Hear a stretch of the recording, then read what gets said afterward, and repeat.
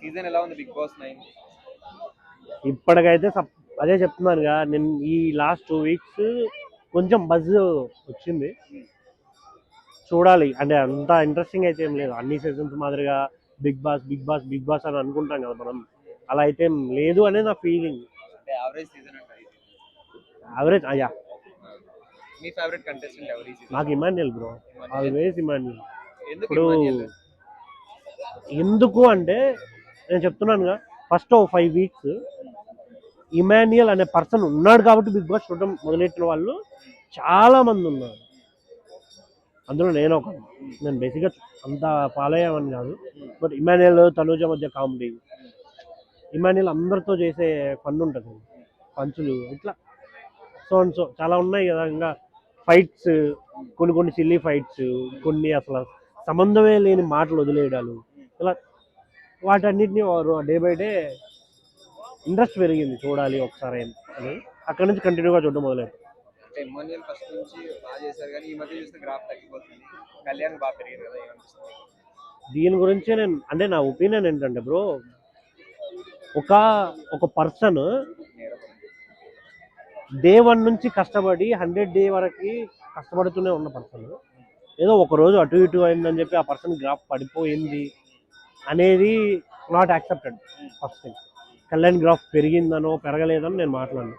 ఇక్కడ జరిగిందంతా మేబీ నాకు తెలిసి ఏంటంటే ఓటింగ్, లేదంటే పబ్లిక్లోకి తీసుకెళ్ళిపోయి, అంటే ఒక స్ట్రాటజీ ఉంటుంది బ్రో. ఒక సినిమాని రిలీజ్ చేసే ముందే ఇది బ్లాక్ బస్టర్ అని జనాల్లో బాగా ఊపందించారు. థియేటర్కి వెళ్ళి అది అటు ఇటు ఉన్నా కూడా బ్లాక్ బస్టర్ లాగానే జనాలు కనిపిస్తుంది. సేమ్ ప్యాటర్న్ ఇక్కడ అదే నడుస్తుంది అనేది నా ఫీలింగ్. పిఆర్ టీమ్స్ వల్లే ఇమాన్యుయల్ కళ్యాణ్ అయినా తనూజ అయినా టాప్లో ఉన్నారు అనే ఫీలింగ్ జనాలకు వస్తుంది. ఇక్కడ ఎవరైతే మాట్లాడుతున్నారు కదా, కళ్యాణ్ టాప్లో ఉన్నాడు, లేదా ఇమాన్యుయల్ టాప్లో ఉన్నాడు, తనూజ టాప్లో ఉన్నాడు, హౌ యూ నో? మీకు ఎలా తెలుసు?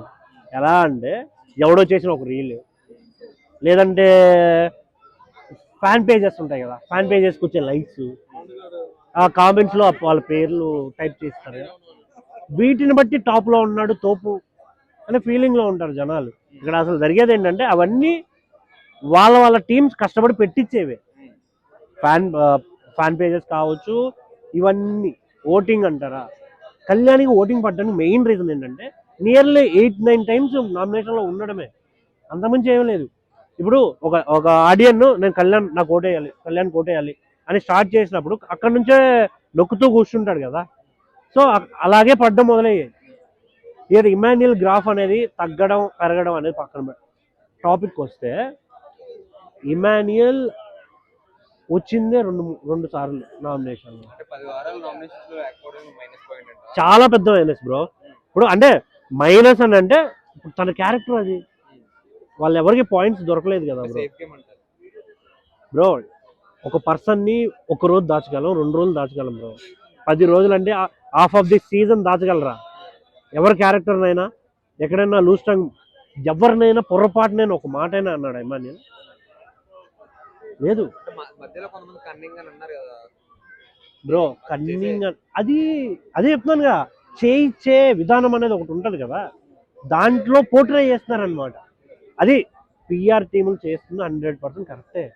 బట్ ఈ మన జనం ఉంటాం కదా, వేరే వాళ్ళు చెప్పింది విని, లేదంటే వేరే వాళ్ళు ఏదో అంటున్నారని మాట్లాడుకుని, ఇలా ఈ టాపిక్స్ మీద డిపెండ్ అయ్యి వాళ్ళ ఒపీనియన్ చెప్తారు చూడ, వాళ్ళ వల్ల మారిపోతుంది సినారియో. అంతే తప్ప జెన్యున్గా రోజు బిగ్ బాస్ చూసేవాడికి తెలుసు గేమ్ ఎవరు ఆడుతున్నారు, ఇంట్లో ఎవరు ఎలా ఉంటున్నారు, ఎవరు ఫైట్ చేస్తున్నారు, ఎవ్రీథింగ్ అందరికి కనపడుతుంది, అందరికి తెలుసు.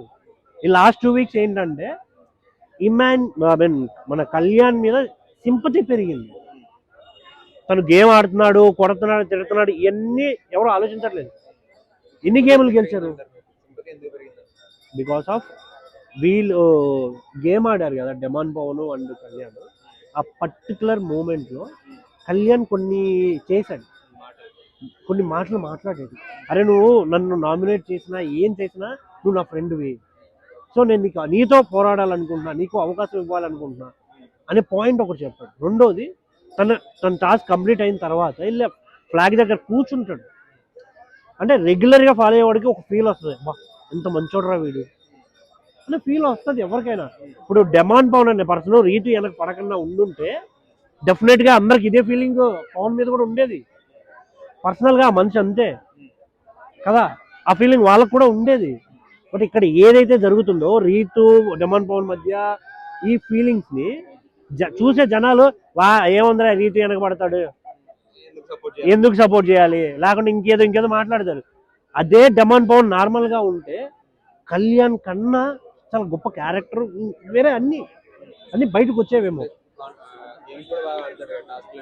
టాస్క్లో అడ్డం అయింది బ్రో, కుమ్మేస్తాడు అసలు. అప్పుడు నిన్న కూడా గెలిచేవాడే. సాఫ్ట్గా పుట్టి పెరిగిన పర్సన్కి ఇలాంటి హార్డ్ చాలా కష్టం బ్రో. కళ్యాణ్ అంటావా పల్లెటూరులో పుట్టి పెరిగిన పర్సన్ కాబట్టి చాలా ఈజీ అయ్యింది ఆయనకి, లేకుండా ఆయనకు కూడా కష్టం అయ్యేది. కళ్యాణ్ కూడా చాలా అలసిపోయాడు. ఆ ఒక్కటి ఆ గివ్ అప్ కాదు, బ్యాక్ పెయిన్ రాకపోయింటే ఖచ్చితంగా డెమాన్ పవన్ కెప్టెన్ అయ్యి ఉండేవాడు. ఎందుకంటే ఈయన కూడా చాలా టైం తీసుకున్నాడు కళ్యాణ్ కూడా. అదే ప్రాబ్లం బ్రో, గేమ్లో కామన్ మ్యాన్ ఏంటి, సెలబ్రిటీ ఏంటి. ఇప్పుడు లాస్ట్ ఇయర్ అంతకుముందు కూడా కామన్ మ్యాన్లు అది ఇది అని చెప్పి పెద్ద ఇది ఇచ్చారు. ఇంట్లో ఉన్న వాళ్ళందరూ కామన్ మ్యాన్సే. కామన్గా ఇక్కడ నుంచి అక్కడ వరకు వెళ్ళిన వాళ్ళే కదా, వాళ్ళ కష్టంతోనే కదా అక్కడ వరకు సెలబ్రిటీ హోదాకి వెళ్ళారు. అది కష్టం కాదా? కామన్ మ్యాన్లే సెలబ్రిటీగా అయ్యారు, దానికి వాళ్ళెంత కష్టపడ్డారు. 24/7 కామన్ మ్యాన్, లేదంటే క్రిస్టియనో మతమో కులమో 24/7 ఇవే తీసుకొచ్చి ఓటింగ్ వేయాలి లేకుంటే గెలిపించాలని మాట్లాడుకుంటే ఏంటి అసలు మనం ఎటు పోతున్నాం అనేది అస్సలు అర్థం కాదు నాకైతే. మీ దృష్టిలో 1 to 5 నాకైతే ఇమాన్యుయల్ టాప్ 1 ఉండాలని ఉంది. ఉంటాడా లేదనేది నాకు తెలియదు. కళ్యాణ్, తనూజ, మీకు ఐడియా ఉంటుంది మ్యాక్స్. డెమాన్ పవన్, సంజన గారు. నాకైతే ఇమాన్యుయల్ బ్రో ఆబ్వియస్.